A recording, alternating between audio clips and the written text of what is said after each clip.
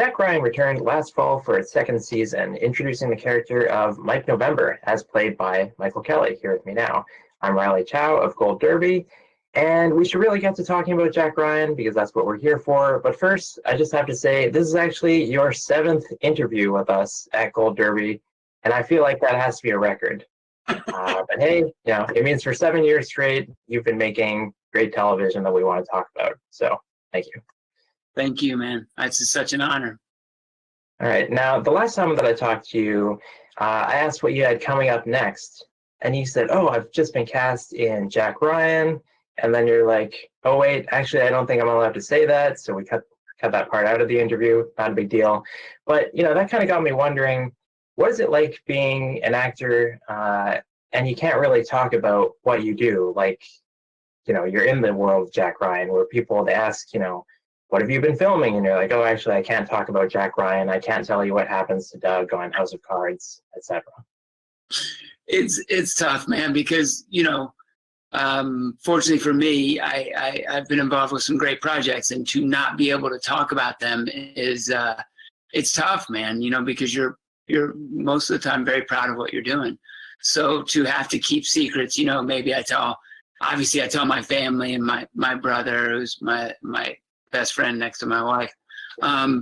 It's tough though to keep it from the public, because also you don't want people being like, what are you up to? And you're like, nothing. You don't want to be like that either. All right, so let's pick up that conversation then. How did you get cast in Jack Ryan? It was an offer. I was almost done with House of Cards, and my agents and manager called and said, hey, how do you feel about these guys want to have a conversation with you, the showrunners, Carlton, and those guys, they wanted to have a conversation with you if you're interested. And they sent me the pilot of season 1, which I had not seen at the time. And I watched the pilot, and I was blown away, man. I was like, this is so incredibly cinematic, and so much more than what I expected when I had even seen the ads for it, and John Krasinski as Jack Ryan. I was just like, I didn't know what to make of it. And then I watched it and I was like, wow, they're making some really good television. And at the time it was a 1-year deal. And the way I looked at it was, I had been doing House of Cards for 6 seasons, which was the better part of 7+ years. And I knew that was coming to an end. And I saw a 1-year deal as like a nice little Band-Aid, because I wasn't finished with House of Cards, and I wasn't ready to commit to another 6 years of another show. So I was like, 1 year. I had met John Krasinski before, and I was like, I love him as a person, and I love him even more now. But Wendell Pierce, I respected the hell out of, and it just seemed like a perfect little fit to not jump right into another, 6-year commitment when House of Cards ended. Now you say at the time it was 1 year. Now, Jack Ryan season 3 hasn't shot anything. Do you know of any plans to involve you in the show again? I know exactly what they're going to do next year, but again, this is like last year. I can't talk about it. I can't tell you if I'm involved in it or not. Okay. What did they tell you about the character in your initial conversations with them? I think, one of the coolest things was that I did have that FaceTime meeting with those guys. And I was like, look, man, one thing I do know is that I don't want to continue playing, it's before I really read any of the scripts. And I was like, I don't want to continue playing Doug Stamper, tough, that I didn't want to stay in that character. I said, I want to be very clear and upfront with you guys. And actually I did read the first script, and I said, as long as I don't have to play him, as long as you guys aren't expecting a Stamper-like character, then, and they're like, no, we want you to be yourself, and we want you to, to create your own character and have fun with it. And I was like, oh, all right, sounds cool. And then I said, guys, I did notice though that this character speaks quite a bit of Spanish in the pilot episode alone. And I said, I'm going to be upfront with you guys. If Spanish is a something that's really important to you, then you might want to look elsewhere for the actor to play the role, because I don't speak a lick of Spanish. And they're like, no, it's just a little bit, and don't worry, man, we'll figure it out. You could pull it off. And I said, okay, I just want to be clear, I speak no Spanish. And they were really cool. They got me a dialect coach, and I worked my butt off to learn the Spanish and to learn what every single word that I was saying, and every single word. Most of the Spanish that I speak is an interrogation scene. So I have to not only know what I'm saying when I'm speaking Spanish, but know what the other character that I'm interpreting for Jack Ryan is saying. So it took a lot of work, a lot of work, but it was fun, man. It was fun. And I think I pulled it off. What kind of ongoing relationship do you have with Carlton Cuse? Because he's kind of a showrunner extraordinaire. He's always working on so many shows. He's done so many shows over the years. Yeah, the extent of my relationship with Carlton was that initial FaceTime interview when they got me to sign on, and then he visited set once while I was doing it. I had very, very little interaction with Carlton. I don't know if that was by design or whatever, but I don't think anybody, on the higher levels, I'm sure people were talking, but I wasn't involved in any of that. So your character is an original character. It's not based on anybody from the Jack Ryan universe. Are you aware of any inspiration for the character from real figures, or did you draw on anybody? I'm not. I mean, look, I'm a fan of those books like anyone else my age, and the movies that they've done in the past. So the world that you're in. And I think one of the greatest things that they gave me as an actor was to say, go have fun with this, create your own character. And we even did it as we kind of went along. John Krasinski, I don't know if everyone knows this, but he is an incredibly bright man. Went to Brown University, and he's one of the smartest people that I know, one of the funniest people that I know, and one of the greatest guys that I know. But the ability to be able to bounce off of him and Wendell Pierce and the producers on set and Andrew Bernstein and Denny Gordon, and we just it was an incredible group of people. And the project itself was so collaborative that, I think back to Numi and John and how they even brought in another writer during it to help shape out that character. Like, it was really something that we all, it was a big collaboration, and we all just wanted it to be as great as it could be. And I'm just so thankful that we succeed. I believe that we succeeded at that. What was different about working on Jack Ryan versus other shows that you've worked on? I would say going from House of Cards to Jack Ryan was, just such a 180, not just in the characters, but in just not to say that we didn't have fun on the House of Cards set, because God knows we had a blast making that show. But I guess it was just, in many ways, a lighter atmosphere. I knew every day when I got up to go to work on Jack Ryan, I knew when I was getting ready in the morning, I was just so excited to go to work, because I knew every day I was going to laugh, like belly laugh, truly laugh really hard.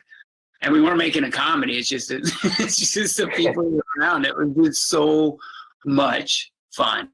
It was a bunch of guys hanging out, shooting guns and flying in helicopters, and having people like John and Wendell and all those guys, all the Marines that were there. Like, it was great, man. It was just such an experience. I want to ask you about a specific moment in the finale when Mike is with Jack and they're with the Venezuelan president, and Jack really wants to kill him, and you say, no, don't do that. So can you tell me about why it was important and why your character fell on that side of that disagreement? Yeah, it was one of the things that I found so interesting about Mike November and the arc that he had throughout the season was that when you met him, he even says to the guys, he's like, my life was easier before you guys came along. I used to go for runs on the beach at lunch. he had a pretty easy life, but he was a rule follower, and he did his job well, and that's why he was the chief of station for the CIA in Caracas. And he was in love with his ex-wife 2 times, and he wanted to stay with her, and following the rules was one way. Or I think he wanted to mend his ways with her, and following the rules was one way to do that. When faced with that ultimate decision, though, of right and wrong and breaking rules, to do it and to go along with what Jack Ryan is saying, he does it because that was his heart, right?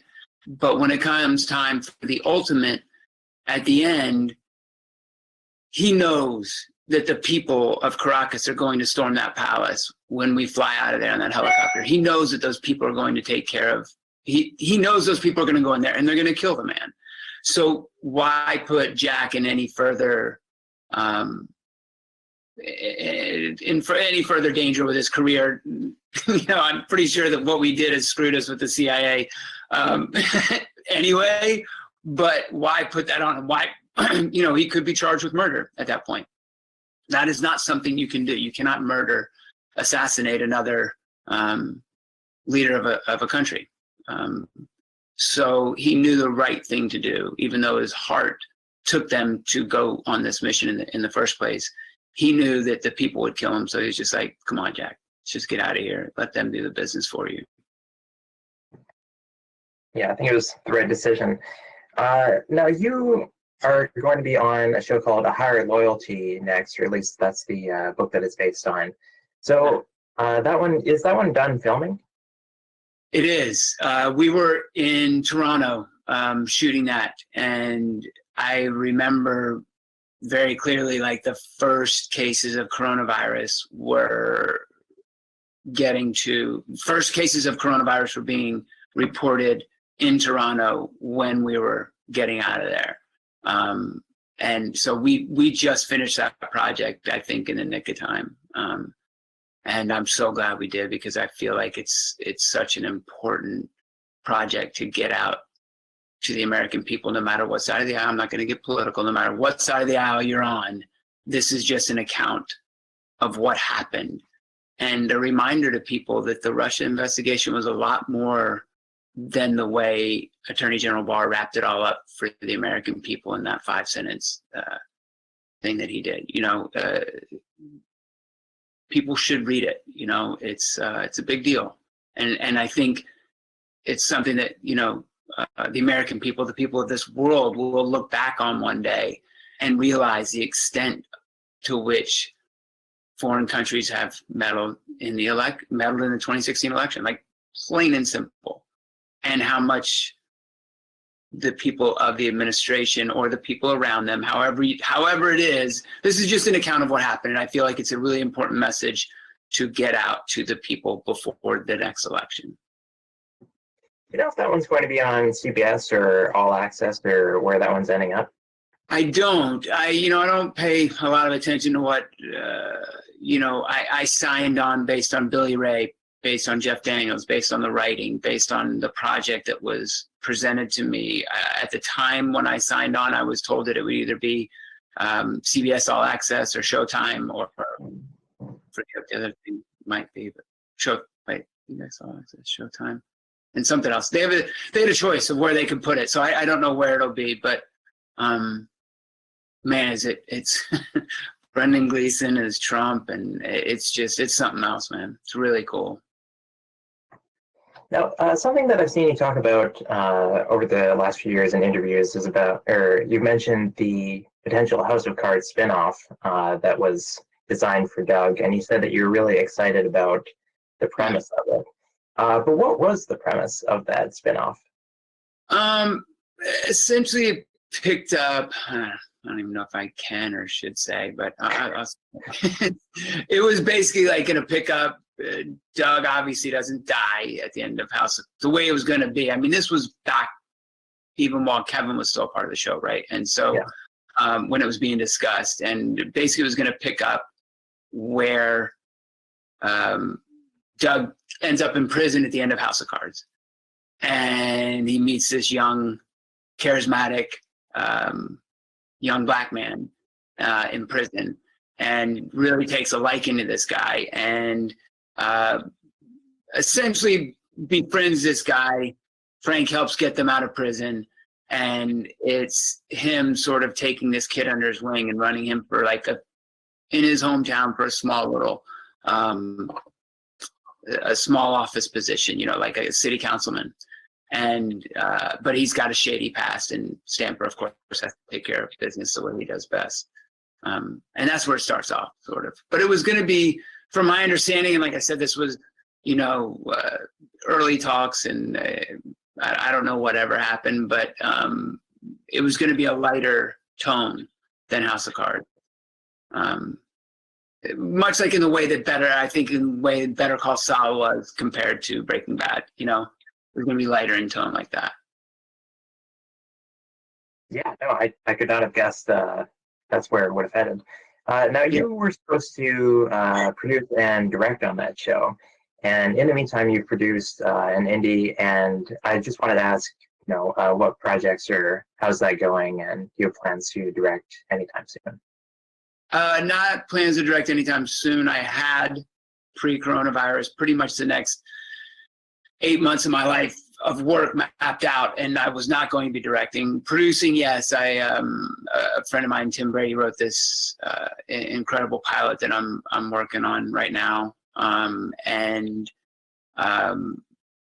As far as directing, even if we did the Stamper spinoff and I had it in the contract to direct in the first season, I probably would have waited till the second season, because for me, directing is something I want to do, is something that I wanted to do on House of Cards, and I was supposed to do that last season.